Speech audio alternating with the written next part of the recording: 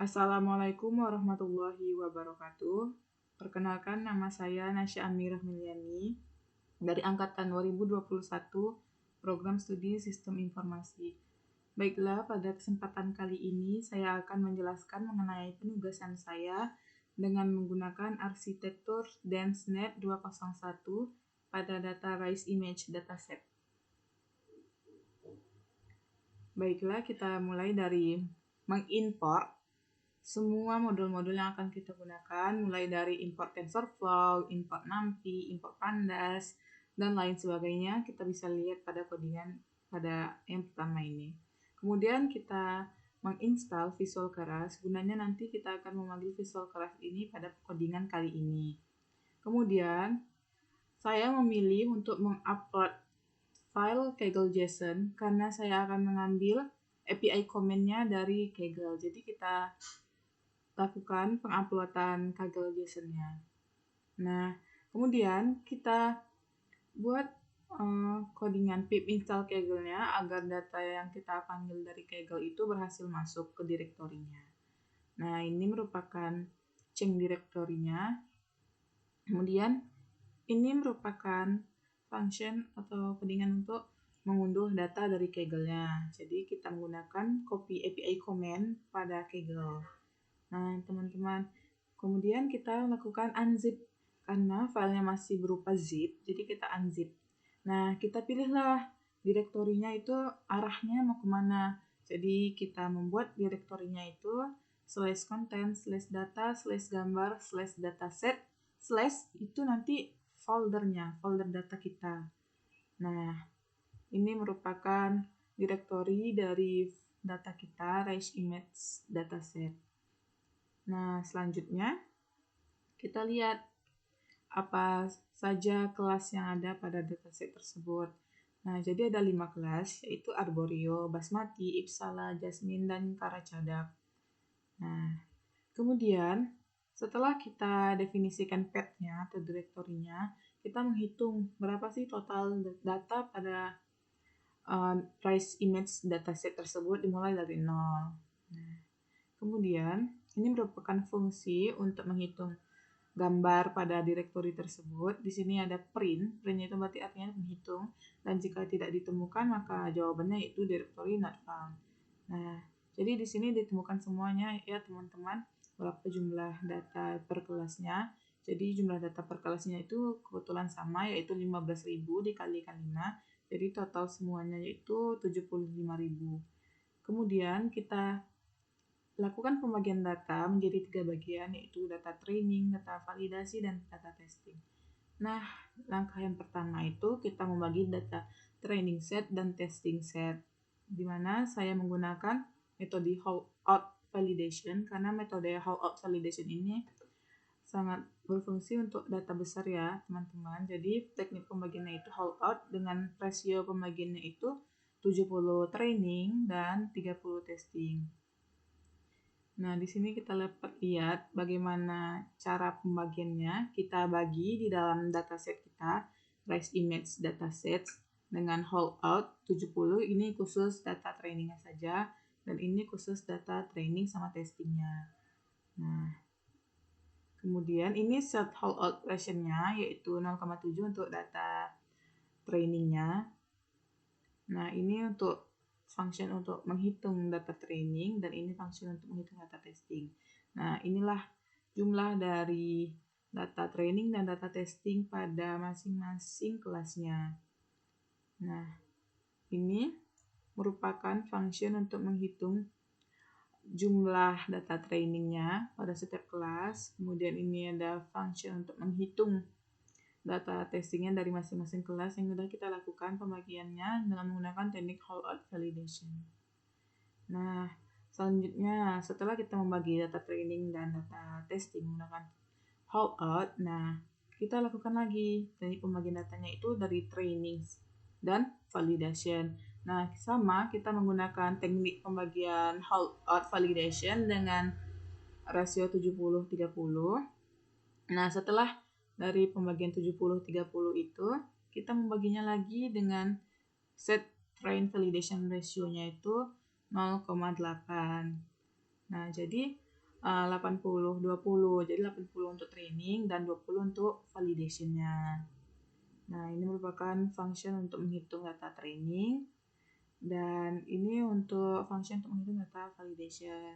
Nah, di sini jelas ya teman-teman, kelihatan jumlah data pada setiap kelasnya itu dengan rasio 80-20 atau trend rasionya itu 0,8, di mana nih contohnya saja number of arboreal image in training set itu 8.400, terus jelas sekali ya teman-teman, itu tuh udah 80%.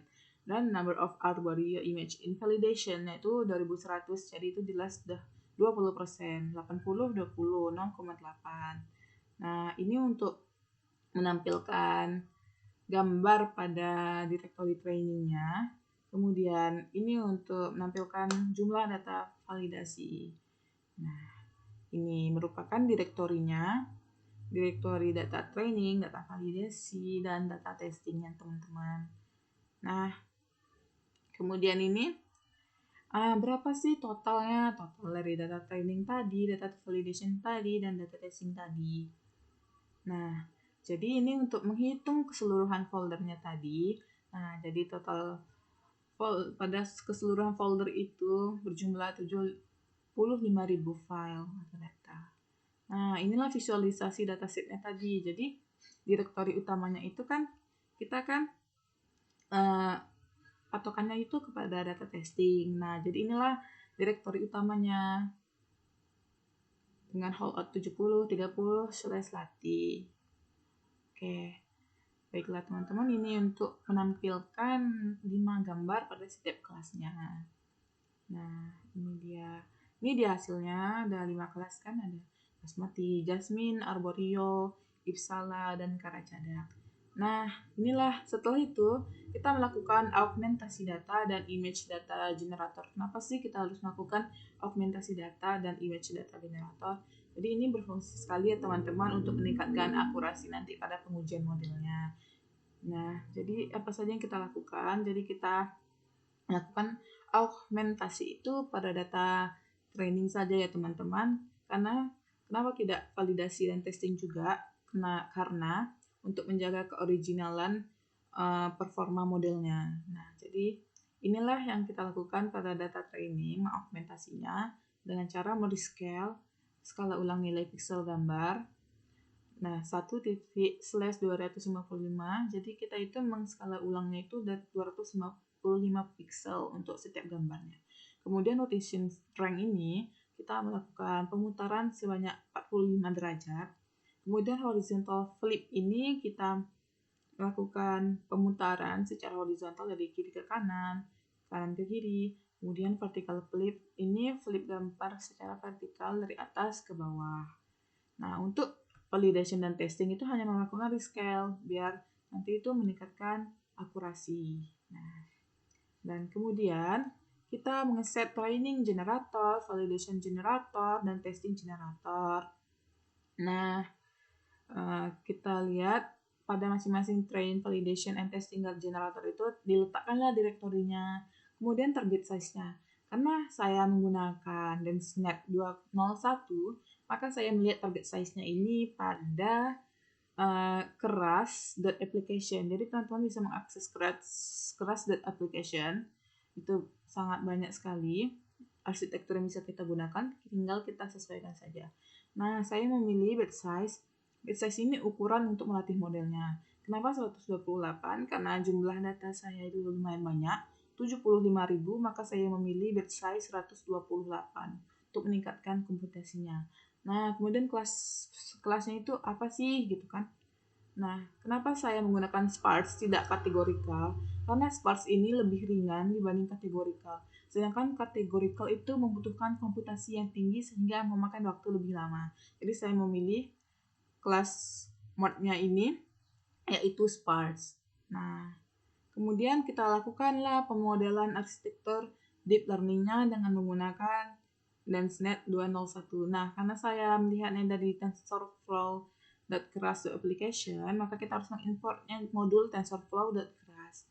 Kemudian kita mengimpor arsitektur yang digunakan yaitu DenseNet 201. Nah, di sini kita definisikan dulu base modelnya, model dasarnya itu DenseNet 201. Kemudian di sini ada weights, ImageNet, include top files, dan input shape. Input shape ini penting ya teman-teman. Kita harus sesuaikan dengan arsitektur yang kita gunakan. Nah, DenseNet ini input shape-nya itu 224 kali 224 kali 3 teman-teman. Nah, di sini yang paling penting itu kita lihat pada layers dance-nya ini. Dance itu seperti penjurusan teman-teman. Jadi penjurusan itu mematok ke kelasnya. Berapa sih jumlah kelasnya teman-teman? Nah, jadi kelas pada dataset Rise Image dataset ini ada 5. Kemudian activation-nya itu kita pilih softmax karena dia itu lebih dari 2. Dan jika kita menggunakan 2 kelas teman-teman, kita gunakan sigmoid dan jumlahnya itu 1. Kenapa 1 teman-teman? Karena sigmoid itu dimulai dari 0 dan dari 1. Nah, di sini kita bisa melihat ringkasan modelnya. Kemudian kita melakukan plot dan visualisasi arsitektur. Kita mau lihat susunannya, kita mau lihat plotnya, lihat flowchart-nya gitu kan. Nah, di sini kita lihat teman-teman, ini input shape-nya tadi. Kemudian ini ada fungsionalnya. Kemudian ini ada global average pooling-nya 77.920. Nah, selanjutnya ini merupakan gambar dari visual kerasnya, teman-teman. Kita bisa lihat dari DenseNet 201 ada fungsionalnya, ada global average pooling, 2D, dan dance. Dan ini selanjutnya kita lakukan hyperparameternya teman-teman untuk melatih model yang akan kita gunakan. Nah, jadi kita itu melakukan setting optimizer-nya, callbacks, dan memulai pelatihan model deep learning. Nah, di sini apa sih itu callback? Jadi callback itu teman-teman sebuah argumen yang digunakan pada pelatihan modelnya. Jadi dia itu bisa menyimpan model, mengurangi laju pembelajaran, dan menghentikan modelnya teman-teman. Nah, jadi apa saja sih callback yang saya gunakan? Nah, jadi teman-teman callback yang saya gunakan itu ada 3. Yang pertama early stopping, yang kedua model checkpoint, dan yang terakhir yaitu reduce aileron on plateau. Nah, jadi early stopping ini teman-teman digunakan pada model pelatihan itu ketika dia akan menghentikan pelatihan kita ketika akurasinya itu tidak membaik teman-teman. Jadi dia itu menghentikannya. Nah, kemudian model checkpoint. Nanti model checkpoint ini callback yang digunakan untuk menyimpan bobot model terbaik. Jadi ketika pelatihan kita itu udah menemukan model yang terbaik, maka akan disimpan di callback checkpoint. Nah, reduce on plateau ini teman-teman digunakan untuk mengurangi laju pembelajaran ketika metrik yang kita gunakan itu tidak membaik, teman-teman. Nah, disinilah pengaturan dari masing-masing callback. Di sini ada reduce LR, di sini ada early stop, dan di sini ada checkpoint. Nah, kemudian kita menggunakan optimizer-nya. Nah, jadi optimizer itu dia melakukan pembelajaran sesuai dengan modelnya teman-teman. Jadi di sini ada beberapa optimizer seperti Adam, RMSprop, ada SGD, dan lain sebagainya teman-teman. Nah, jadi optimizer ini akan melatih model kita teman-teman berdasarkan kriterianya masing-masing. Optimizer Adam tidak sama dengan optimizer RMSprop, begitu juga dengan SGD. Kemudian optimizer Adam ini memiliki turunannya masing lagi teman-teman, ada Adam Max, Adam W, dan lain sebagainya. Dan saya menggunakan di sini optimizer Adam untuk mengoptimalisasi model pelatihan kita. Nah, jadi di sini optimizer Adam ini juga saya ambil dari TensorFlow.keras. Nah, jadi kita bisa memanggil optimizer Adam-nya, kemudian digunakan learning rate 0.0001. Karena menurut penelitian dan hasil observasi saya dari beberapa paper yang saya baca, learning rate ini sangat bagus untuk melakukan pengujian model teman-teman, dan itu akurasinya sangat baik teman-teman. Nah, kita gunakanlah pada pelatihan model kali ini. Dan di sini kita melakukan compile pada modelnya, dan kita gunakan sparse categorical concentropy. Jadi nanti kan kita membuatnya itu pada kelasnya itu sparse. Nah, Jadi digabungkan saja dengan sparse categorical concentrophil untuk mendapatkan performa yang lebih baik. Nah, di sini saya memilih approach-nya 5. Kenapa 5? Karena pada approach pertama saja dia itu udah mendapatkan akurasi yang baik gitu. Kecuali misalnya teman-teman pada approach 1 aja udah dapat masih dapat sekitar 20% akurasinya, itu bisa digunakan 50 epoch atau 100 epoch.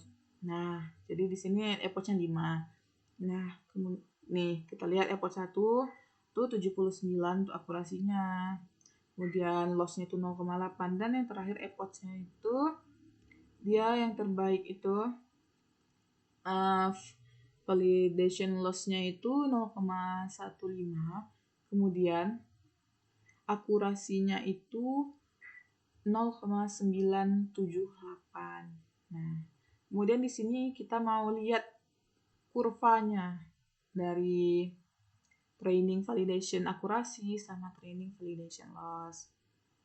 Nah, di sini dilihat ya teman-teman, dia itu pada training dan validation akurasinya itu dia antara training akurasi dan validation akurasi itu dekat ya teman-teman. Nah, di sini ada training dan validation loss, dan itu semakin lama semakin mendekati sumbu X dan mereka itu berdekatan. Nah, tandanya pengujian model kita ini telah bagus teman-teman. Nah, kemudian kita bisa evaluasi modelnya dengan confusion matrix. Apa sih confusion matrix, teman-teman? Nah, confusion matrix ini adalah matriks kebingungan, di mana matriks ini dapat mengidentifikasi seberapa banyak data yang dapat diuji dengan benar pada pengujian model kita. Nah, confusion matrix itu terdiri dari precision, recall, advanced score, dan akurasinya, teman-teman. Nah, kita lihat saja teman-teman pada hasilnya. Nah, seperti ini teman-teman. Prediksinya itu arborio. Jadi hasil sesungguhnya itu arborio. Prediksi. Nah, seperti pada gambar 1, 2, 3, 4. Nah, ini dia teman-teman. Jadi, ini merupakan data yang dapat diidentifikasi dengan benar pada data training arborio sebanyak 4.448, pada basmati 4.320, dan pada ipsala 4.453. Pada jasmine 4.008 dan pada karacadak 4.354. Sedangkan pada kolom-kolom yang putih itu yang tidak berhasil diidentifikasi dengan benar atau masih salah. Nah, kemudian kita melihat lagi dong evaluasi modelnya itu dari kurva ROC, teman-teman. Nah, kita lihat di sini, kita akan memvisualisasikannya dengan warna biru, merah, hijau, kuning, dan warna merah muda. Nah, ini teman-teman. Jadi, berdasarkan hasil observasi saya, kurva ROC AUC itu yang baik itu nilainya 1, teman-teman. Nah, di sini kita lihat teman-teman, sudah mendekati 1 bukan? Nah, AUC pada arborio 0,99, pada basmati 0,99, ipsala 0,99, jasmine 0,99, dan karacadak 0,99. Jadi rata-rata AUC-nya itu 0,9983, itu berarti sangat bagus teman-teman ujian model kita. Nah, ini dia evaluasi modelnya. Kita mau lihat berapa sih training akurasi pada data training, data validation, data testing, kemudian validation loss pada data training, validation, dan testingnya. Nah, di sini teman-teman, training akurasinya 0,98, training akurasi akurasi validationnya itu 0,95, dan testing akurasinya itu 0,96. Kemudian validation loss trainingnya 0,10, kemudian validation loss-nya itu 0,15, dan testing loss-nya itu 0,14. Nah, jadi setelah kita lihat tadi ada confusion matrix, kurva ROC, AUC, kemudian kita lihat hasil validation loss sama validation akurasinya itu berapa, dan kita bisa simpulkan bahwa pengujian model kita ini telah bagus. Kemudian kita lakukan kemampuannya untuk mendeteksi gambarnya tadi. Karena kita ada 5 kelas, kita definisikan dulu.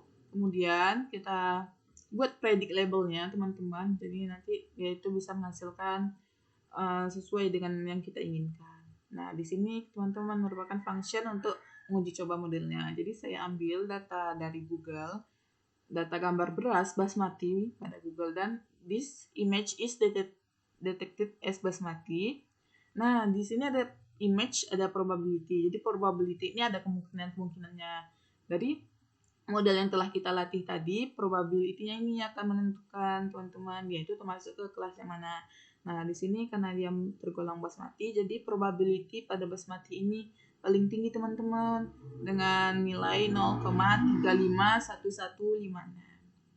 Baiklah, cukup sekian yang dapat saya jelaskan pada penugasan saya dengan menggunakan arsitektur DanceNet 201. Semoga ini menjadi pengetahuan bagi kita semua dan untuk saya sendiri terkhususnya.